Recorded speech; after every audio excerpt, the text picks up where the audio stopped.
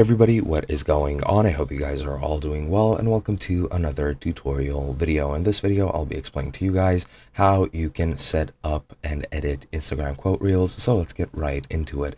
Now, as you can see, I do have some quote reels on my account at the current moment. To create them, you just need to go into reels, record whatever video you want to record, or use whichever background you want, then just add the text afterwards once you go to the next step. However, once you're done with that, and once you actually have your quotes on your account, you can easily go there. And let me just go into my account. You can just select the metal icon right over here to go into reels, and then select whichever reel you would like.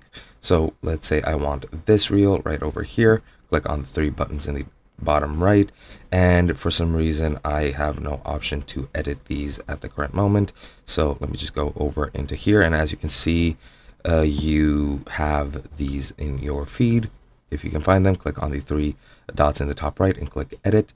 And now you can click edit again, and you can select a cover image if you want to. That is pretty much only for the cover image. You can go into advanced settings and enable closed captions and translate closed captions if you want to. You can also tag people and add the location. However, once you have the reel set up, pretty much the only thing that you can do is edit the cover.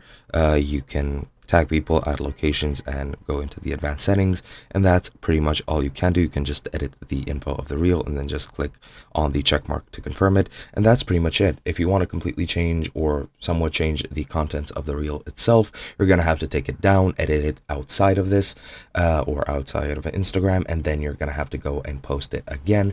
But for now, that's pretty much it. Hope you guys enjoyed, and I'll be seeing you guys in another video.